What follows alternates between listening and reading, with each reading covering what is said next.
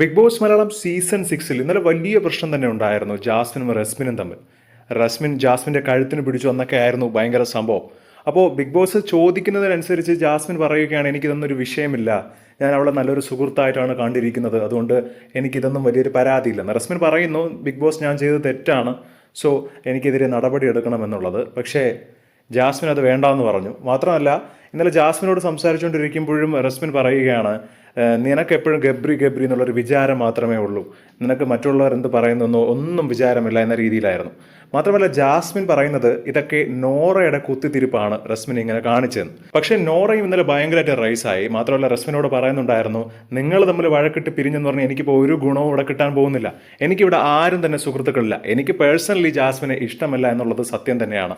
അതുകൊണ്ട് നിന്റെ മൈൻഡിനെ brain wash ചെയ്യാൻ ഞാനിവിടെ വന്നിട്ടില്ല, നീ നിന്റെ യുക്തിക്കനുസരിച്ച് നിന്റെ ബുദ്ധിക്കനുസരിച്ച് ഇവിടെ കളിക്കണം എന്ന് മാത്രമേ പറഞ്ഞുള്ളൂ, എല്ലാവരെയും കയറി അങ്ങ് വിശ്വസിക്കരുത് എന്ന രീതിയിൽ മാത്രമേ ഞാൻ റസ്മിൻ സംസാരിച്ചിട്ടുള്ളൂ. അല്ലാതെ നീ ജാസ്മിനുമായിട്ട് പിണങ്ങണം അല്ലെങ്കിൽ ജാസ്മിനുമായിട്ട് വഴക്കുണ്ടാക്കണം എന്ന രീതിയിൽ ഞാൻ ഒന്നും പറഞ്ഞിട്ടില്ല എന്നാണ് നോറ പറയുന്നത്. പ്രേക്ഷകർ എല്ലാവരുടെയും ഭാഗത്താണ്, എല്ലാവരും റസ്മിനെയാണ് ഏറ്റവും കൂടുതൽ കുറ്റപ്പെടുത്തുന്നത്. നോറയും ജാസ്മിനെയൊക്കെ പിന്നെയും സപ്പോർട്ട് ചെയ്യുന്നുണ്ട്.